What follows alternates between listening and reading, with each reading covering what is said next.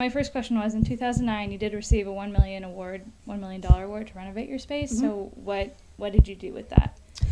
We received $1 million, but really it didn't end up being $1 million. It ended up being around $400,000. And then they hired their own contractors and things, and then they chose kind of how we built. So we ended up redoing our cat room and then our main kennel area for the dogs. And like you mentioned earlier, you were able to renovate a little bit, but you might have to re-renovate later. Yeah, it's been about 5 years, and just some of the products that were used were not the highest quality, so we've noticed a lot of degrading over the past few years. So just wear and tear. It is an animal shelter, so there's just, it's high stress and lots of stuff coming through here all the time, so things are going to fall apart. Because of that renovation and because of all the new stuff you've gotten, has there been a change in the amount of adoptions or the amount of people that come? Have you really seen anything change since the renovation?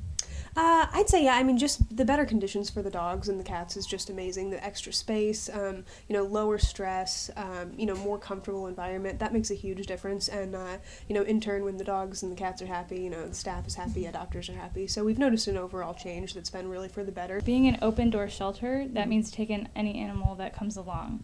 So is it difficult to house that many animals? Because I know that there has been an increase in the amount of animals you're seeing. So has that been difficult to...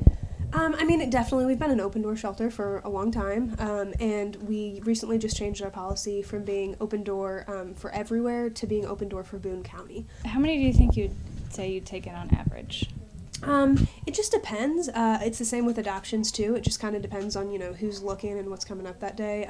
We sometimes have slow intake days where we might only take in 4 or 5 animals. Sometimes we'll have 25 that are going to come in. Without national funding, the Humane Society brings in about $900,000 a year, and so that's just solely on donations. So how do you get that amount of money every year? The $900,000, I think this year that's our budget. So this year our budget was we've taken our budget down to about $840, and that's expenses. Mm-hmm. That's what we budget for every year in our finances.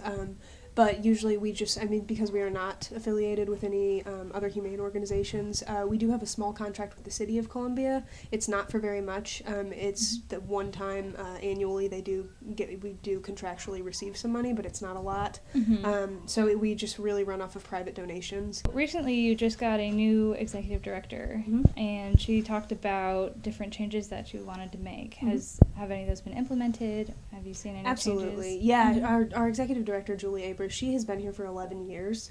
So she was a perfect candidate for executive director because she knows everything. She's had her hand and foot in every kind of aspect of the shelter.